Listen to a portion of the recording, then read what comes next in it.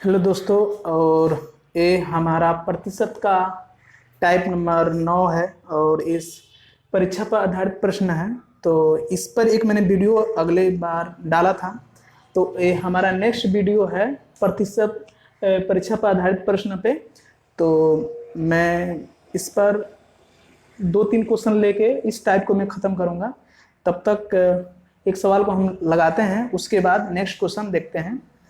तो परीक्षा परीक्षा में किसी संख्या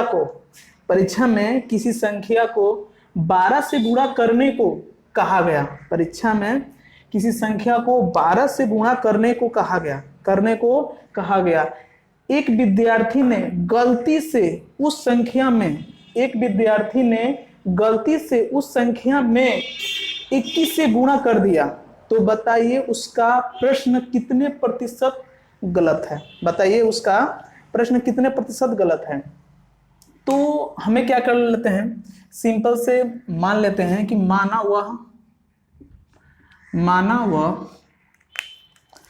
वह संख्या क्या है, x है। माना वह संख्या क्या है, x है। बोल रहा है कि उस संख्या में हमें 12 से गुणा करने को कहा गया था, लेकिन अब एक विद्यार्थी क्या किया, गलती से क्या कर दिया, 21 से गुणा कर दिया। तो मान लिया कि सही संख्या आपका निकालने के लिए x मल्टीप्लाई 12, तो सही संख्या हो गया 12x, हो गया ना। और लेकिन उस विद्यार्थी ने क्या किया कि उस संख्या में ना 12 से ना मल्टीप्लाई करके 21 से कर दिया। तो गलत संख्या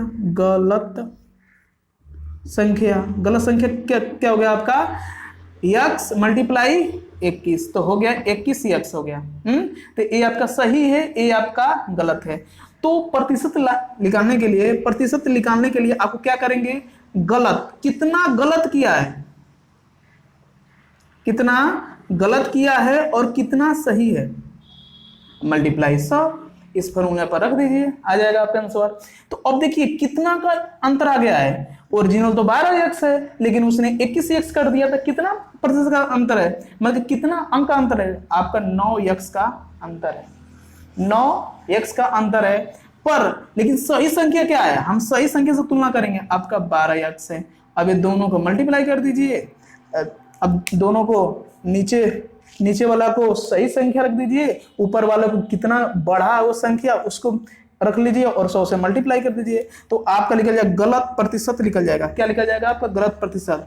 तो x से x कट गया, 3 से 3 बार कट गया, 3 से 4 बार कट गया, तो आपका हो गया 3, ये हो गया आपका 25, तो 25 75, तो 75% आपका क्या हुआ कि गलत हुआ। मतलब कि जो गलत संख्या बढ़ी थी, कितनी प्रतिशत बढ़ी थी, 75% वो संख्या बढ़ गई थी। तो ठीक है, एक तब तक इसको लिखिए और उसके बाद हम अगला क्वेश्चन लेते हैं।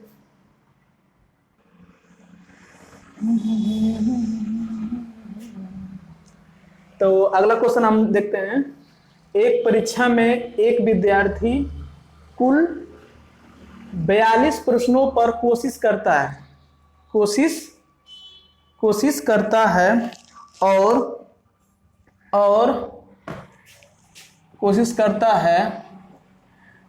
और वह 42 प्रश्नों को सही हल करने में सफल हो जाता है। और वह 42 प्रश्नों को सही हल करने में सफल हो जाता है। तो इस परीक्षा में उस विद्यार्थी को 30% अंक प्राप्त हुए। तो बताइए कि परीक्षा में कितने प्रश्न थे। तो आपको पूछा है कि एक पेपर है, जितना का हो, उसने 42 प्रश्नों पर मैंने ट्राई किया, मतलब कि प्रयास किया हल करने के लिए। तो उसने 42 सही कर दिया। उसके बाद उसको 30% अंक मिले। तो बताइए कि उस परीक्षा में कितने प्रश्न थे। तो जब हम देखते हैं कि जब भैया 42 प्रश्न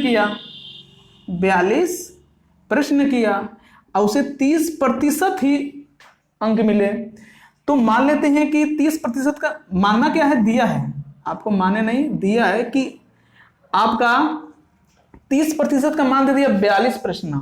अब मान लेते हैं, माना कि 100% मान लेते हैं पूरा आपका प्रश्न हो गया। 100% क्या होता है, पूरा आपका प्रश्न होता है। जब 30% का दिया है 42, तो 100% का मान निकाल देंगे तो निकल जाएगा ना कि उस प्रश्न में कितने, उस पेपर में कितने प्रश्न थे।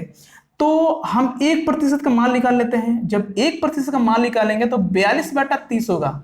1% का जब मान निकालेंगे तो 42 बटा आपका 30 होगा।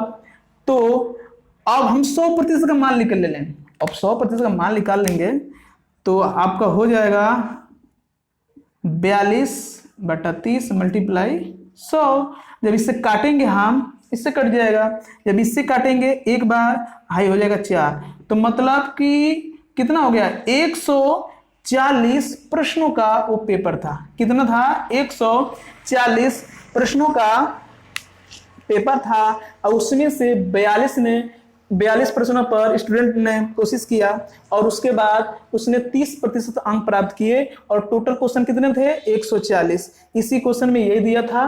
तो आप 30% बराबर कितना रख देंगे, 42 प्रश्न, और 1% का मान निकाल लेंगे तो 42/30, और 100% का मान निकाल देंगे तो 140 प्रश्न हो जाएंगे। तो ठीक है, इसको लिखिए। उसके बाद अगला क्वेश्चन लेते हैं। वादा ही वादा तोड़ेंगे ना। हेलो, अब देखिए अगला प्रश्न है कि एक परीक्षा में पास होने के लिए, एक परीक्षा में पास होने के लिए कम से कम 33% अंक लाना अनिवार्य है। क्या लाना है, 33% अंक लाना अनिवार्य है। तो इस परीक्षा में एक विद्यार्थी को 145 अंक प्राप्त हुए। कितना मिले, 145 अंक प्राप्त हुए, और वह 20 अंकों से फेल हो जाता है, फेल हो गया, वो 20 अंकों से फेल हो गया। तो परीक्षा का पूर्णांक कितना था। अच्छा देखते हैं। तो कम से कम उसे 33% लाना अनिवार्य है। मतलब उस विद्यार्थी को परीक्षा को पास होने के लिए 33% लाना आपका अनिवार्य है।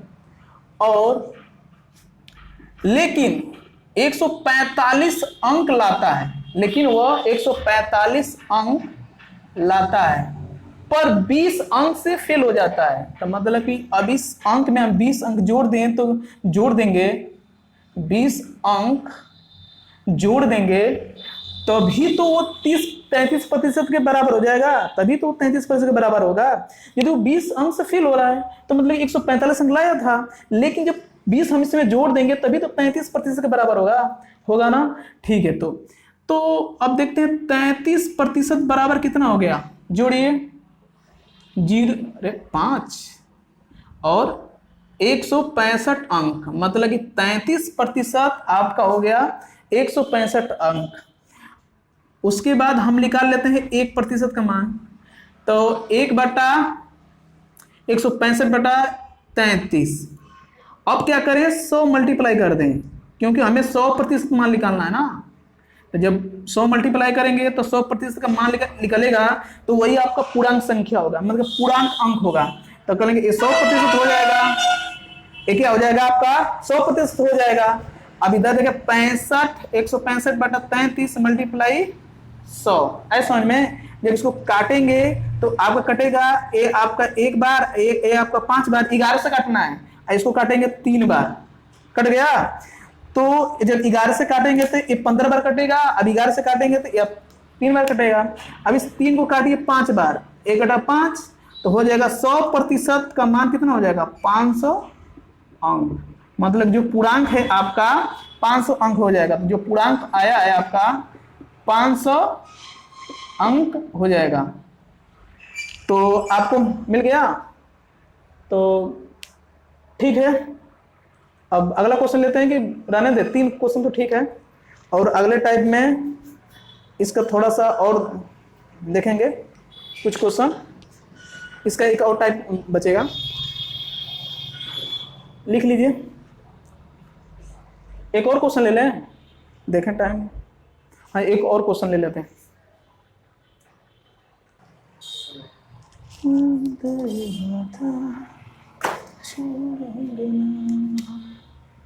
तेरी जुदाई लिखिए, एक परीक्षा में पास होने के लिए, एक परीक्षा में पास होने के लिए कम से कम 40 अंक लाना अनिवार्य है। एक परीक्षा में पास होने के लिए कम से कम 40 अंक लाना अनिवार्य है। तो इस परीक्षा में एक विद्यार्थी को 295 अंक प्राप्त हुए, जो कि पास होने के लिए आवश्यक न्यूनतम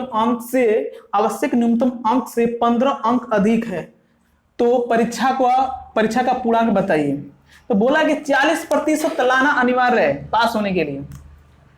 तो 40% बराबर कहो छोटे, 40% बराबर आपको क्या करना है, 295 अंक है, लेकिन न्यूनतम अंक से कितना अंक अधिक है, आपका 15 अंक अधिक है। तो इस 15 को घटा देंगे तो इस 40% के बराबर हो जाएगा।